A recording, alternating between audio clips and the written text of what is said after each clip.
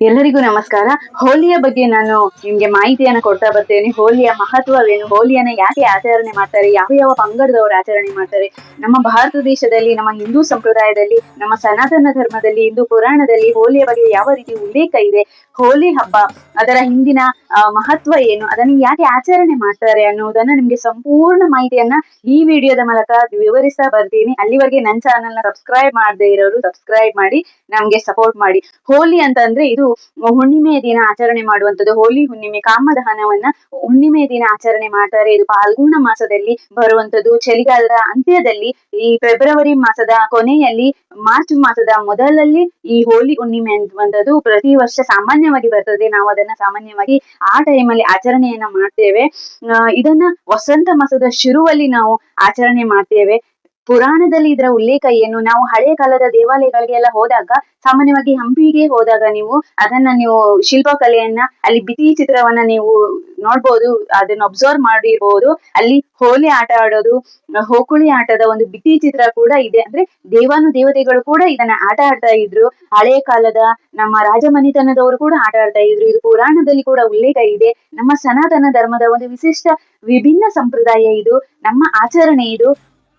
ಯಾವ ರೀತಿ ನಾವು ಹೋಲಿಯನ್ನ ಆಚರಣೆ ಮಾಡ್ತೀವಿ, ಯಾವ ಯಾವ ಪಂಗಡದವರು ಯಾವ ರೀತಿಯಲ್ಲಿ ವಿಭಿನ್ನವಾಗಿ ವಿಶಿಷ್ಟವಾಗಿ ಆಚರಣೆ ಮಾಡ್ತಾರೆ, ನಮ್ಮ ಭಾರತ ದೇಶದಲ್ಲಿ ಯಾವ ಜಾತಿಯವರು, ಯಾವ ಪಂಗಡದವರು, ಯಾವ ಮೂಲದವರು ಇದನ್ನ ಯಾವ ರೀತಿ ಆಚರಣೆ ಮಾಡ್ತಾರೆ, ಎಲ್ಲದರ ಒಂದು ತುಣುಕನ್ನ ನಿಮ್ಗೆ ನಾನು ತೋರಿಸ್ತಾ ಬರ್ತೀನಿ. ಈ ಮೊದಲನೇದಾಗಿ ಹೋಲಿ ಅಂದ್ರೆ ಏನು, ರಂಗಿನ ಆಟ ಇದು. ಎಲ್ಲರಿಗೂ ಸಡಗರ ಸಂಭ್ರಮ, ಮನೆಯಲ್ಲಿರುವ ಕಿರಿಯರಿಂದ ಹಿಡಿದು ಹಿರಿಯರವರೆಗೂ ಇದರ ಸಡಗರ ಸಂಭ್ರಮ ಎಲ್ಲ ಕಡೆ ಹಬ್ಬಿರುತ್ತೆ. ಹೋಲಿ ಬಂತು ಅಂತ ಅಂದ್ರೆ ಮನೆಯಲ್ಲಿ ಎಲ್ಲರಿಗೂ ಒಂಥರ ಸಡಗರ ಸಂಭ್ರಮ, ಅದು ಹೇಳೋದಕ್ಕೆ ಸಾಧ್ಯ ಇಲ್ಲ, ಅಷ್ಟು ಸಡಗರ ಸಂಭ್ರಮ. ಹಿರಿಯರು ಕಿರಿಯರು ಎಂಬ ಭೇದ ಭಾವವಿಲ್ಲದೆ, ಬಡವರು ಶ್ರೀಮಂತರು ಎಂಬ ಭೇದ ಭಾವವಿಲ್ಲದೆ, ಎಲ್ಲರೂ ಮೇಲು ಕೀಳು ಜಾತಿ ಭೇದ ಯಾವುದು ಇಲ್ಲದೆ, ಯಾವುದನ್ನು ಲೆಕ್ಕಿಸದೆ, ತಾರತಮ್ಯವಿಲ್ಲದೆ ಆಟ ಆಡುವಂತಹ ಒಂದು ಏಕೈಕ ಹಬ್ಬ ಅಂತ ಹೇಳಿದ್ರೆ ಇದು ನಮ್ಮ ಹೋಲಿ ಹಬ್ಬ ಅಂತ ಹೇಳಿದ್ರೆ ತಪ್ಪಾಗೋದಿಲ್ಲ. ಇದರ ಒಂದು ಒಳ್ಳೆಯ ಸಂಬಂಧಗಳನ್ನ ಬೆಸೆಯುವಂತಹ ಹಬ್ಬ ಕೂಡ ಇದು ಆಗಿದೆ. ಸಾಕಷ್ಟು ಜನರು ಹೋಳಿಯನ್ನ ಆಚರಣೆ ಮಾಡ್ತಾರೆ. ಕೆಲವು ಕಡೆ ಅಷ್ಟು ಆಚರಣೆ ಮಾಡ್ತಾ ಇರಲಿಲ್ಲ, ಬಟ್ ಇವಾಗ ಅದನ್ನ ತುಂಬಾ ಆಚರಣೆ ಮಾಡ್ಕೊಂಡು ಬರ್ತಾ ಇದ್ದಾರೆ ಹೋಲಿಯನ್ನ. ತಾರಕಾಸುರ ಎಂಬ ರಾಕ್ಷಸನಿರ್ತಾನೆ, ಅವನೇನ್ ಮಾಡ್ತಾನೆ, ತಪಸ್ಸನ್ನ ಮಾಡ್ತಾನೆ, ಘೋರವಾದ ತಪಸ್ಸನ್ನ ಮಾಡ್ತಾನೆ. ಬ್ರಹ್ಮ ಪ್ರತ್ಯಕ್ಷನಾಗ್ತಾನೆ, ಅವನ ತಪಸ್ಸಿಗೆ ಒಲಿತಾನೆ. ಯಾವ ತರ ಅವನು ವರವನ್ನ ಕೇಳ್ತಾನೆ ಅಂತ ಹೇಳಿದ್ರೆ, ತನ್ಗೆ ಯಾರಿಂದನೂ ಸಾವು ಬರಬಾರ್ದು, ತನ್ಗೆ ಸಾವು ಬರ್ಬೇಕಾದ್ರು ಯಾರಿಂದ ಅಂತ ಹೇಳಿದ್ರೆ ಈಶ್ವರನಿಂದ ಜನಿಸಿದ 7 ದಿನದ ಮಗುವಿನಿಂದ ನನ್ಗೆ ಸಾವು ಬರ್ಬೇಕು ಅಂತ ತಪಸ್ಸನ್ನ ಪಡ್ಕೊಳ್ತಾನೆ, ವರವನ್ನ ಪಡ್ಕೊಳ್ತಾನೆ ತಪಸ್ಸು ಮಾಡ್ಕೊಂಡು. ಈ ಕಡೆ ಈಶ್ವರ ಭೋಗ ಸಮಾಧಿಯಲ್ಲಿ ಇರ್ತಾರೆ. ಈಶ್ವರ ಭೋಗ ಸಮಾಧಿಯಲ್ಲಿ ಇರ್ಬೇಕಾದ್ರೆ ದೇವಾನುದೇವತೆಗಳೆಲ್ಲವೂ ಪಾರ್ವತಿಯ ಜೊತೆಗೆ ಸಮಾಗಮಗೊಳ್ಬೇಕು ಶಿವ ಅಂತ ಹೇಳ್ಕೊಂಡು ಮನ್ಮಥನನ್ನು ಪ್ರಾರ್ಥನೆ ಮಾಡ್ತಾರೆ. ಮನ್ಮಥ ಮತ್ತೆ ರತಿ ಏನ್ ಮಾಡ್ತಾರೆ, ಈಶ್ವರನನ್ನು ಹೂವಿನ ಬಾಣದಿಂದ ಎಬ್ಬಿಸೋದಕ್ಕೆ ಪ್ರಯತ್ನ ಮಾಡ್ತಾರೆ. ಎದ್ದಂತ ಈಶ್ವರ ಕೋಪಗೊಂಡು ಮೂರನೇ ಕಣ್ಣಿನಿಂದ ಮನ್ಮಥನನ್ನು ಸುಟ್ಟು ಭಸ್ಮ ಮಾಡ್ತಾರೆ. ಲೋಕ ಕಲ್ಯಾಣಕ್ಕಾಗಿ ಸುಟ್ಟು ಭಸ್ಮವಾದ ಮನ್ಮಥನ ಈ ನೆನಪಿಗೋಸ್ಕರ ಅದೇ ದಿವಸ, ಅದು ಹುಣ್ಣಿಮೆ ಆಗಿರುತ್ತೆ, ಅದೇ ದಿವಸ ಕಾಮ ದಹನವನ್ನ ಮಾಡ್ತಾರೆ. ಮನ್ಮಥ ಅಂತ ಹೇಳಿದ್ರೆ ಕಾಮನ ಪ್ರತಿರೂಪ, ಶ್ರೀಮನ್ನಾರಾಯಣನ ಪ್ರತಿರೂಪ. ಒಳ್ಳೆಯ ವಿಚಾರಗಳು, ನಮ್ಮಲ್ಲಿರುವ ಒಳ್ಳೆಯ ಕಾಮ ಕ್ರೋಧ ಮದ ಮತ್ಸರ ಅನ್ನುವಂಥದ್ದು ಪ್ರತಿಯೊಬ್ಬ ವ್ಯಕ್ತಿಯಲ್ಲಿ ಇರ್ಲೇಬೇಕಾದದ್ದು.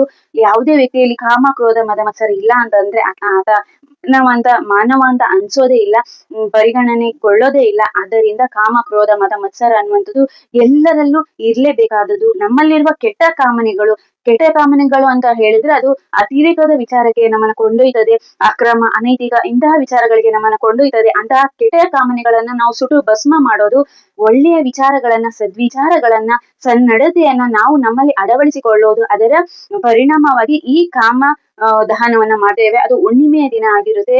ಮನ್ಮಥ ಲೋಕ ಕಲ್ಯಾಣಕ್ಕಾಗಿ ಭಸ್ಮವಾಗಿರುವ ದಿನ ಅದು ಹುಣ್ಣಿಮೆಯ ದಿನ ಆಗಿರುತ್ತೆ. ಆದ್ರಿಂದ ಅದೇ ದಿನವನ್ನ ಕಾಮದಹನ ಅಂತ ಹೇಳ್ತಾರೆ. ಕಾಮಣ್ಣನ ಪ್ರತಿರೂಪವನ್ನ ನಾವು ರೂಪಿಸಿಕೊಂಡು ಒಂದು ಮರದ ಕಟ್ಟೆಯಲ್ಲಿ ಅಥವಾ ಯಾವ್ದಾದ್ರೂ ಒಂದು ಕಲ್ಲಿನ ಕಟ್ಟೆಯಲ್ಲಿ ಕೂರಿಸಿಕೊಂಡು ಮಂಗಳವಾದ್ಯದ ಮೂಲಕ ಕಾಮಣ್ಣನ ಅಥವಾ ಹಳೆ ಬಟ್ಟೆಗಳನ್ನು ಸುಡೋದು, ಅಡಿಕೆಯ ಮರ ಸೌದೆಗಳನ್ನ ಸುಡೋದು, ಈ ತರ ನಮ್ಮ ಹಳೆಯ ವಿಚಾರಗಳೆಲ್ಲವೂ ಸುಟ್ಟು ಹೋಗ್ಲಿ, ನಮ್ಮ ಅಲ್ಲಿರುವ ಕೆಟ್ಟ ಕಾಮನೆಗಳೆಲ್ಲ ಸುಟ್ಟು ಹೋಗ್ಲಿ ಅನ್ನುವ ಒಂದು ದ್ಯೋತಕ ಇದು. ಆದ್ರಿಂದ ಆ ದಿನ ನಮ್ಮ ಕೆಟ್ಟ ವಿಚಾರಗಳು, ಕೆಟ್ಟ ಕಾಮನೆಗಳು ಸುಟ್ಟು ಹೋಗ್ಲಿ, ಒಳ್ಳೆಯ ವಿಚಾರಗಳು, ಒಳ್ಳೆಯ ಸನ್ನಡತೆ, ಸದ್ವಿಚಾರಗಳು ನಮ್ಮಲ್ಲಿ ಅಳವಡಿಸಿಕೊಳ್ಳೋಣ, ನಾವು ನಮ್ಮಲ್ಲಿ ಅದು ಹುಟ್ಟಿ ಬರ್ಲಿ ಅನ್ನುವ ವಿಚಾರವಾಗಿ ನಾವು ಆ ದಿವಸ ಕಾಮದಹನವನ್ನ ಮಾಡ್ತೇವೆ. ಈ ದಹನವನ್ನ ಮಾಡಿದಂತ ಬೂದಿಯನ್ನ ಏನ್ ಮಾಡ್ತಾರೆ, ಹಣೆಗೆ ಹಚ್ಚಿಕೊಳ್ತಾರೆ ತಿಲಕವಾಗಿ. ಮನೆಯಲ್ಲಿರುವ ಎಲ್ಲರಿಗೂ ಹಚ್ತಾರೆ. ಅದು ಯಾಕೆ ಹಚ್ತಾರೆ ಅಂತ ಹೇಳಿದ್ರೆ, ನಮ್ಮಲ್ಲಿರುವ ನಕಾರಾತ್ಮಕ ಶಕ್ತಿ ಹೋಗ್ಬೇಕು, ಕೆಟ್ಟ ದೃಷ್ಟಿ ಏನಾದ್ರೂ ಇದ್ರೆ ಅದರಿಂದ ನಿವಾರಣೆ ಆಗುತ್ತೆ ಅನ್ನುವ ರೀತಿಯಲ್ಲಿ ಮನೆಗೆ ಕೂಡ ನೀರಿನಲ್ಲಿ ಮಿಕ್ಸ್ ಮಾಡ್ಕೊಂಡು ಮನೆಗೆ ಕೂಡ ಸಿಂಪಡಿಸ್ತಾರೆ. ಅದ್ಯಾಕೆ ಸಿಂಪಡಿಸ್ತಾರೆ, ಗ್ರಹ ದೋಷ ಇದ್ರೆ ಹೋಗ್ಬೇಕು. ನಾವು ಸ್ನಾನ ಮಾಡುವ ನೀರಿನಲ್ಲಿ ಅದನ್ನ ಬೆರೆಸ್ಕೊಂಡು ಸ್ನಾನ ಮಾಡ್ತೀವಿ, ನಮ್ಮಲ್ಲಿರುವ ದೋಷ ಹೋಗ್ಬೇಕು. ಅಥವಾ ಕೆಂಪು ಬಟ್ಟೆಯಲ್ಲಿ ಅದನ್ನ ಸ್ವಲ್ಪ ಬೂದಿಯನ್ನ ಹಾಕಿ ಕೆಂಪು ಬಟ್ಟೆಯಲ್ಲಿ ಸ್ವಲ್ಪ ಬೂದಿಯನ್ನ ಹಾಕಿ ನಾವು ಬಟ್ಟೆಯನ್ನ ಕಟ್ಟಿ ದುಡ್ಡಿಡುವ ಜಾಗದಲ್ಲಿ ಇಟ್ರೆ ಲಕ್ಷ್ಮಿ ಚಾಚು ತಪ್ಪದೆ ಅಲ್ಲೇ ಇರ್ತಾಳೆ, ಲಕ್ಷ್ಮಿ ಕಟಾಕ್ಷವಾಗ್ತಾಳೆ ಅನ್ನುವ ಒಂದು ಮಾತಿದೆ. ನಮ್ಮ ಮಲ್ಕೊಳ್ಳುವ ತಲೆದಿಂಬಿನಡಿ ಇಟ್ಕೊಂಡ್ರೆ ಅದನ್ನ, ಆ ಬೂದಿಯನ್ನ ಒಂದು ಬಟ್ಟೆಗೆ ಸುತ್ತಿ ಮಲ್ಕೊಳ್ಳುವ ತಲೆದಿಂಬಿನಡಿ ಇಟ್ಕೊಂಡ್ರೆ ನಮ್ಗೆ ಆರೋಗ್ಯ ಕೂಡ ವೃದ್ಧಿಯಾಗುತ್ತೆ, ಅನಾರೋಗ್ಯ ಬರೋದಿಲ್ಲ ಅನ್ನುವ ರೀತಿಯಲ್ಲಿ ನಾವು ಇದೆಲ್ಲವನ್ನ ಆಚರಣೆ ಮಾಡ್ತೇವೆ. ಅದರಲ್ಲಿ ಅಷ್ಟು ಶಕ್ತಿ ಇದೆ. ಒಂದು ಕಾಮಣ್ಣನನ್ನು ಸುಟ್ಟಿರೋದು ಒಂದು ಒಳ್ಳೆಯ ವಿಚಾರಗಳನ್ನ ನಾವು ಪಾಲಿಸ್ಕೊಳ್ಬೇಕು ಅನ್ನುವಂಥದ್ದು, ನಮ್ಮಲ್ಲಿರುವ ಒಂದು ನಕಾರಾತ್ಮಕತೆ, ನಮ್ಮಲ್ಲಿರುವ ನೆಗೆಟಿವಿಟಿ ಎಲ್ಲವೂ ಹೋಗ್ಬೇಕು ಅನ್ನುವಂಥದ್ದನ್ನ ನಾವು ಅದರ ಪ್ರತಿರೂಪವಾಗಿ ಈ ಬೂದಿಯನ್ನ ಹಚ್ಕೊಳ್ತೇವೆ. ಇನ್ನೊಂದು ಕಥೆಯ ಪ್ರಕಾರ ಹೋಲಿಕಾ ಎನ್ನುವ ಒಬ್ಬಳು ರಾಕ್ಷಸಿ ಇದ್ಲು. ನಿಮ್ಗೆಲ್ಲ ಗೊತ್ತಿರುವಂಗೆ ಭಕ್ತ ಪ್ರಹ್ಲಾದ ಹಿರಣ್ಯಕಶಿಪುವಿನ, ನೀವು ಮೂವಿನಲ್ಲೇ ನೋಡಿರ್ತೀರಾ ಅಥವಾ ಕಥೆಗಳಲ್ಲಿ ಓದಿರ್ತೀರಾ. ಭಕ್ತ ಪ್ರಹ್ಲಾದ ಅದೆಷ್ಟೇ ಕಾಟ ಕೊಟ್ರು, ಹಿರಣ್ಯಕಶಿಪು ಅದೆಷ್ಟೇ ಹಿಂಸೆ ಕೊಟ್ರು ಹರಿಸ್ಮರಣೆಯನ್ನು ಮಾಡೋದು ಬಿಡೋದಿಲ್ಲ. ಇದಕ್ಕೆ ಕೋಪಗೊಂಡ ಹಿರಣ್ಯಕಶಿಪು ಏನ್ ಮಾಡ್ತಾನೆ, ಹಿರಣ್ಯಕಶಿಪುವಿನ ತಂಗಿ ಹೋಲಿಕಾ ಕೂಡ ಒಂದು ವರವನ್ನ ಪಡ್ಕೊಂಡಿರ್ತಾಳೆ. ಅದು ಎಂತಹ ವರ ಅಂದ್ರೆ, ಬೆಂಕಿಯಲ್ಲಿ ಉರಿದ್ರು ತಾನು ಸುಟ್ಟು ಹೋಗಬಾರ್ದು ಅನ್ನುವ ವರವನ್ನ ಪಡ್ಕೊಂಡಿರ್ತಾಳೆ. ಇದಕ್ಕೆ ಇವಳು ಕೆಟ್ಟ ರಾಕ್ಷಸಿ ಆಗಿರೋದ್ರಿಂದ ಚಿಕ್ಕ ಚಿಕ್ಕ ಮಕ್ಕಳನ್ನೆಲ್ಲ ತೊಡೆ ಮೇಲೆ ಕೂರಿಸ್ಕೊಂಡು ಬೆಂಕಿ ಹಚ್ಕೊಳ್ತಾಳೆ. ಆಕೆ ಸುಡೋದಿಲ್ಲ, ಮಕ್ಕಳೆಲ್ಲ ಸುಟ್ಟು ಹೋಗ್ತಾರೆ. ಇದರಿಂದಾಗಿ ಹಿರಣ್ಯಕಶಿಪು ಏನ್ ಮಾಡ್ತಾನೆ, ತನ್ನ ಮಗ ಇವನು ಪ್ರಹ್ಲಾದ ಯಾವಾಗ್ಲೂ ಹರಿಸ್ಮರಣೆಯನ್ನ ಮಾಡ್ತಾನೆ, ಇಷ್ಟು ಹೇಳಿದ್ರು ಕೇಳೋದಿಲ್ಲ. ಇವನು ಬದುಕಿರ್ಬಾರ್ದು, ಈ ಪ್ರಪಂಚದಲ್ಲಿ ನಾನೇ ದೊಡ್ಡವನು, ನನಗಿಂತ ದೊಡ್ಡವನು ಯಾರು ಇಲ್ಲ ಅನ್ನುವ ಒಂದು ಭ್ರಮೆಯಲ್ಲಿ ಅವನನ್ನ ಹೋಲಿಕಾ ಜೊತೆ ನೀನು ಕೂರಿಸ್ಕೊ, ಅವನನ್ನ ಸುಟ್ಟು ಭಸ್ಮ ಮಾಡು ಅಂತ ಹೇಳಿ ಹೋಲಿಕಾ ಜೊತೆ ಕಳಿಸ್ತಾನೆ. ಹೋಲಿಕನ್ನ ತೊಡೆಯ ಮೇಲೆ ಪ್ರಹ್ಲಾದನನ್ನು ಕೂರಿಸಿಕೊಂಡು ಬೆಂಕಿ ಹಚ್ಚುತ್ತಾಳೆ. ಆವಾಗ ಹೋಲಿಕಾನೇ ಸುಟ್ಟು ಭಸ್ಮ ಆಗ್ತಾಳೆ. ಪ್ರಹ್ಲಾದನಿಗೆ ಏನು ಆಗೋದಿಲ್ಲ, ಯಾಕೆಂದ್ರೆ ಹೋಲಿಕಾ ಪಾಪದ ಕೊಡ ತುಂಬಿರುತ್ತೆ. ಆದ್ರಿಂದ ಹೋಲಿಕಾನೇ ಸುಟ್ಟು ಭಸ್ಮ ಆಗ್ತಾಳೆ, ಪ್ರಹ್ಲಾದನಿಗೆ ಏನು ಆಗೋದಿಲ್ಲ. ಈ ಹೋಲಿಕಾ ಭಸ್ಮವಾಗಿರುವ ದಿನ ಆ ಬೂದಿಯನ್ನ ಜನರು ಏನ್ ಮಾಡ್ತಾರೆ, ಒಬ್ಬರನ್ನೊಬ್ಬರು ಬಣ್ಣವನ್ನ ಮುಖಕ್ಕೆ ಹೆಚ್ಚೋ ತರ ಬೂದಿಯನ್ನ ಬಣ್ಣದ ರೀತಿಯಲ್ಲಿ ಎರಚ್ಕೊಂಡು ಹೋಲಿಯನ್ನ ಆಚರಣೆ ಮಾಡ್ತಾರೆ. ಹೋಲಿಕಾ ದಹನವಾದ್ಲು, ಹೋಲಿಯನ್ನ ನಾವು ಆಚರಣೆ ಮಾಡ್ತೀವಿ. ಹೋಲಿಕಾ ದಹನವಾದ್ಲು ಆ ದಿನ ಅನ್ನುವ ಒಂದು ಆಚರಣೆಯನ್ನ ಮಾಡ್ತಾರೆ. ಹೋಲಿಯನ್ನ ಪರಸ್ಪರ ಬಣ್ಣವನ್ನ ಒಬ್ಬರನ್ನೊಬ್ರು ಹೆಚ್ಚಿಕೊಂಡು ಆಚರಣೆ ಮಾಡ್ತಾರೆ. ಅದೇ ತರ ಅವತ್ತು ಆ ಬೂದಿಯನ್ನು ಹೆಚ್ಚಿಕೊಂಡು ಆಚರಣೆ ಮಾಡ್ತಾ ಇದ್ರು ಹಿಂದಿನ ಕಾಲದಲ್ಲಿ. ಇವಾಗ ಕಲರ್ ರಂಗಿನ ಬಣ್ಣಗಳನ್ನ ಏರ್ಚ್ಕೊಂಡು ಆಚರಣೆ ಮಾಡ್ತಾರೆ. ನಾವು ನಮ್ಮ ಮಕ್ಕಳಿಗೆ ಕೂಡ ಮುಕ್ತವಾಗಿ ಅವಕಾಶ ಕೊಡೋಣ ಆಟ ಆಡೋದಕ್ಕೆ. ಯಾಕೆ ಅಂತ ಹೇಳಿದ್ರೆ ಅದು ನಿಮ್ಮ ತ್ವಚೆ ಹಾಳು ಮಾಡುತ್ತೆ, ಅಥವಾ ನಮ್ಮ ಮನೆ ಕ್ಲೀನ್ ಮಾಡ್ಬೇಕು, ನಮ್ಮ ಮೈ ಹಾಳಾಗುತ್ತೆ, ಗಲೀಜಾಗುತ್ತೆ, ನಮ್ ಕ್ಲೀನ್ ಮಾಡೋದಕ್ಕೆ ಆಗೋದಿಲ್ಲ, ಆ ತರ ಒಂದು ಕಾರಣ ಹೇಳ್ಕೊಂಡು ನಮ್ಮ ಮಕ್ಕಳನ್ನ ನಾವು ಆಟ ಆಡೋದಕ್ಕೆ ಬಿಡೋದಿಲ್ಲ ಹೊರಗಡೆ. ಯಾಕೆಂದ್ರೆ ಇದು ಹಿಂದೂ ಪುರಾಣದಲ್ಲಿಯೇ ಇದೆ, ಸನಾತನ ಧರ್ಮದಲ್ಲಿ ಇದೆ. ದೇವತೆಗಳು ಕೃಷ್ಣ ಪರಮಾತ್ಮ ಕೂಡ ಆಟ ಆಡಿದ್ದಾರೆ. ಕೃಷ್ಣ ಪರಮಾತ್ಮ ರಾಧೆಯರ ಜೊತೆ ಕೂಡಿ ಬಣ್ಣವನ್ನ ಎರ್ಚ್ಕೊಂಡು ಆಟ ಆಡಿದ್ದಾರೆ, ಹೋಲಿಯನ್ನ ಆಟ ಆಡಿದ್ದಾರೆ. ಗೋಪಿಕೆಯರ ಜೊತೆ ಯಾವುದು ಹೋಕುಳಿಯಲ್ಲಿ ಮಿಂದು ಎದ್ದಿದ್ದಾರೆ. ಇದೆಲ್ಲವೂ ಪುರಾಣದಲ್ಲಿ ಇದೆ. ಆದ್ರಿಂದ ನಮ್ಮ ಸನಾತನ ಧರ್ಮದ ಒಂದು ಸಂಪ್ರದಾಯ, ಒಂದು ಆಚರಣೆಯನ್ನು ನಾವು ಮುಂದುವರ್ಸ್ಕೊಂಡು ಬರೋಣ. ನಮ್ಮ ಮಕ್ಕಳಿಗೂ ಕೂಡ ಇದನ್ನ ಹೇಳಿಕೊಡೋಣ. ಮುಕ್ತವಾಗಿ ಅವರಿಗೆ ಆಟ ಆಡಿ ಅಂತ ಹೇಳಿ, ಈ ಎಲೆಯಿಂದ ಹೂವಿನಿಂದ ತಯಾರಾದ ಆರ್ಗ್ಯಾನಿಕ್ ಆಗಿರುವಂತ ಬಣ್ಣವನ್ನ ನಾವು ಬಳಸೋಣ.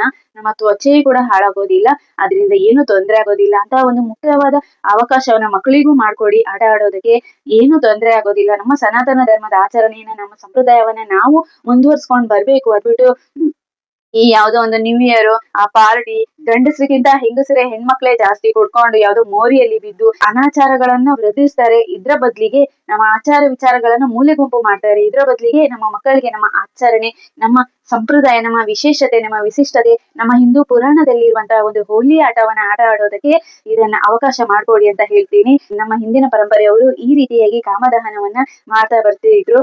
ಇನ್ನು ನಮ್ಮ ಕೊಂಕಣಿ ಕಾರ್ವಿ ಸಮಾಜ ಅಥವಾ ಮರಾಠಿ ಪಂಗಡದವರು ವಿಶೇಷವಾಗಿ ಹೋಲಿಯನ್ನ ತುಂಬಾ ಅದ್ದೂರಿಯಾಗಿ ಸೆಲೆಬ್ರೇಟ್ ಮಾಡ್ತಾರೆ, ಆಚರಣೆಯನ್ನ ಮಾಡ್ತಾರೆ. ಅದ್ರಲ್ಲೂ ಕಾರ್ವಿ ಕೊಂಕಣಿ ಸಮಾಜದವರು ಯಾವ ರೀತಿ ಆಚರಣೆ ಮಾಡ್ತಾರೆ ಅಂತ ಹೇಳಿದ್ರೆ, ಹೆಂಗಸರು ಗಂಡಸರು ಮಕ್ಕಳು ಎಲ್ಲರೂ ಜಾತಿ ಭೇದವಿಲ್ಲದೆ ಹಿರಿಯರು ಕಿರಿಯರು ಎಲ್ಲರೂ ಸೇರಿ 7 ದಿನ ಇರುವಾಗಲೇ ಒಂದು ದೇವಸ್ಥಾನದ ವಠಾರದಲ್ಲಿ ಕೂಡಿ ನೃತ್ಯ, ಲಾವಡಿ, ಕೋಲಾಟ, ದಲೋರು ಅನ್ನುವಂತ ಒಂದು ವಿಶಿಷ್ಟವಾದ ಒಂದು ಅವರ ಪಂಗಡಕ್ಕೆ ಸೇರಿದಂತ ವಿಶಿಷ್ಟವಾದ ಒಂದು ಹಾಡನ್ನ ಹಾಡ್ಕೊಂಡು ಕುಣಿತವನ್ನ ಮಾಡ್ತಾರೆ. 7 ದಿನ ಇರ್ಬೇಕಾದ್ರೇನೆ ಇದನ್ನೆಲ್ಲ ಮಾಡ್ತಾರೆ. ಸಾಕ್ಷಾತ್ ಕೃಷ್ಣ ಪರಮಾತ್ಮ, ನಮ್ಮ ರಾಮ ಶ್ರೀ ಕೃಷ್ಣ ಪರಮಾತ್ಮ ಎಲ್ಲ ದೇವತೆಗಳು ಆಟ ಆಡಿದ್ದಾರೆ ಅನ್ನುವ ಹಿನ್ನೆಲೆಯಲ್ಲಿ ಎಲ್ಲರೂ ಒಡಗೂಡಿ ಇದನ್ನ ಆಟ ಆಡ್ತಾರೆ. ಈ ಹೊಸ ಹೊಸ ಸಂಬಂಧಗಳು ಬೆಸೆಯುವಂತಹ ಸಮಯ ಇದು. ಸ್ನೇಹ ಸಂಬಂಧ ಇನ್ನಷ್ಟು ಭದ್ರವಾಗಿರುತ್ತೆ, ಬಲಿಷ್ಠವಾಗಿರುತ್ತೆ. ನಮ್ಮ ಕಾರ್ವಿ ಕೊಂಕಣಿ ಸಮಾಜದ ಎಲ್ಲ ಗಂಡಸರು, ಹೆಂಗಸರು, ಹಿರಿಯರು, ಕಿರಿಯರು, ದಲ್ಲೋರು ನೃತ್ಯ, ಕೋಲಾಟ, ಲಾವಣಿ ಎಲ್ಲವನ್ನ ಅವರದೇ ಆದ ಶೈಲಿಯಲ್ಲಿ ಹಾಡನ್ನ ಹಾಡ್ಕೊಂಡು ಆಟವನ್ನ ಆಡ್ತಾರೆ, ರಂಗಿನ ಆಟವನ್ನ ಆಡ್ತಾರೆ.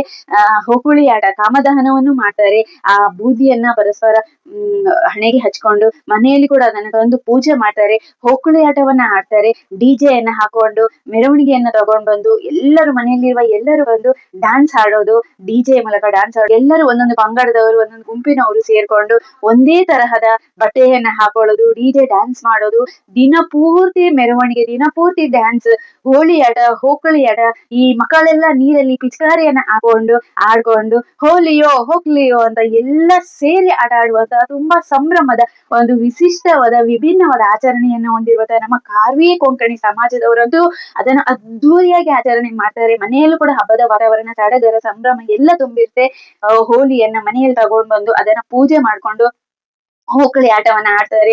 ಈ ನೀರಿನಲ್ಲಿ ಹೋಲಿಯನ್ನ ಮಿಕ್ಸ್ ಮಾಡ್ಕೊಂಡು ಮನೆಯೆಲ್ಲ ಸಿಂಪಡಿಸ್ತಾರೆ, ದೇವರ ಪೂಜೆ ಮಾಡ್ತಾರೆ, ಅವರು ಹಬ್ಬವನ್ನ ಆಚರಣೆ ಮಾಡ್ತಾರೆ. ನಮ್ಮ ಹಿಂದೂ ಧರ್ಮದಲ್ಲಿ, ಸನಾತನ ಧರ್ಮದಲ್ಲಿ ಹಬ್ಬ ಹರಿದಿನಗಳಿಗೆ ಸಾಕಷ್ಟು ವೈಶಿಷ್ಟ್ಯ ಇದೆ, ಸಾಕಷ್ಟು ವಿಭಿನ್ನ ರೀತಿಯ ಆಚರಣೆ ಇದೆ. ಅದಕ್ಕೆ ಅದರದೇ ಆದ ಒಂದು ಮಹತ್ವ ಇದೆ. ಯಾವುದೋ ಒಂದು ಸುಮ್ಮನೆ ಯಾವುದೋ ಒಂದು ಟೈಮ್ ಪಾಸ್ಗೆ ನಮ್ಮ ಹಿರಿಯರು ಮಾಡಿರುವಂತಹ ಹಬ್ಬ ಅಲ್ಲ. ಇದಕ್ಕೆ ದೇವತೆಗಳು ಕೂಡ ಸಾಕ್ಷಿ ಇದ್ದಾರೆ. ನಮ್ಮ ಹಳೆಯ ಕಾಲದ ದೇವಾಲಯಗಳಿಗೆ ಹೋದ್ರೆ ಭಿತ್ತಿ ಚಿತ್ರಗಳಲ್ಲಿ ಕೂಡ ನೀವು ನೋಡ್ಬೋದು ಇದನ್ನ. ಆದ್ರಿಂದ ನಮ್ಮ ಈ ಸಂಪ್ರದಾಯವನ್ನ ನಾವು ಆಚರಣೆ ಮಾಡ್ಕೊಂಡು ಬರೋಣ, ಇನ್ನಷ್ಟು ಅದ್ದೂರಿ ರೀತಿಯಲ್ಲಿ ಆಚರಣೆ ಮಾಡ್ಕೊಂಡು ಬರೋಣ. ಇದನ್ನ ನಮ್ಮ ಆಚರಣೆ, ನಮ್ಮ ಸನಾತನ ಧರ್ಮ, ನಮ್ಮ ಹಿಂದೂ ಧರ್ಮವನ್ನ ಇನ್ನಷ್ಟು ನಾವು ಭದ್ರಗೊಳಿಸೋಣ. ನಮ್ಮ ಹಿರಿಯರು ಮಾಡ್ಕೊಂಡು ಬಂದ್ರು, ಅದನ್ನ ನಾವು ಮಾಡ್ತಾ ಇದ್ದೇವೆ. ಮುಂದೆ ನಮ್ಮ ಮಕ್ಕಳಿಗೂ ಕೂಡ ಅದನ್ನ ಹೇಳ್ಕೊಡೋಣ. ನಮ್ಮ ಸಂಪ್ರದಾಯವನ್ನ, ನಮ್ಮ ಸಂಸ್ಕೃತಿಯನ್ನ ಇನ್ನಷ್ಟು ಗಟ್ಟಿಗೊಳಿಸೋಣ. ನಮ್ಮ ಸಂಪ್ರದಾಯವನ್ನ, ನಮ್ಮ ಆಚಾರ ವಿಚಾರಗಳನ್ನ, ನಮ್ಮ ಸಂಪ್ರದಾಯಗಳನ್ನ ಇನ್ನಷ್ಟು ಭದ್ರಗೊಳಿಸೋಣ, ಇನ್ನಷ್ಟು ಗಟ್ಟಿಗೊಳಿಸೋಣ. ಎಲ್ಲರಿಗೂ ಹೋಳಿ ಹಬ್ಬದ ಶುಭ ಕಾಮನೆಗಳು. ಎಲ್ಲರೂ ರಂಗಿನ ಆಟ ಆಡಿ ನಿಮ್ಮ ಜೀವನ ಕೂಡ ರಂಗಾಗಿರಲಿ, ನಿಮ್ಮ ಜೀವನ ಕೂಡ ಬಣ್ಣದಿಂದ ತುಂಬಿರಲಿ. ದೇವರು ನಿಮ್ಮೆಲ್ಲರನ್ನ ರಕ್ಷಿಸಲಿ ಅಂತ ಹೇಳ್ತಾ ನನ್ನ ಈ ವಿಡಿಯೋವನ್ನ ಇಲ್ಲಿಗೆ ಮುಗಿಸ್ತಾ ಇದ್ದೇನೆ. ನಿಮ್ಗೆಲ್ಲರಿಗೂ ಈ ವಿಡಿಯೋ ಇಷ್ಟ ಆದ್ರೆ ಈ ವಿಡಿಯೋಗೆ ಒಂದು ಲೈಕ್ ಕೊಡಿ, ಸಪೋರ್ಟ್ ಮಾಡಿ ಮತ್ತು ನಮ್ಮ ಚಾನೆಲ್ನ ಸಬ್ಸ್ಕ್ರೈಬ್ ಮಾಡಿ. ಧನ್ಯವಾದಗಳು.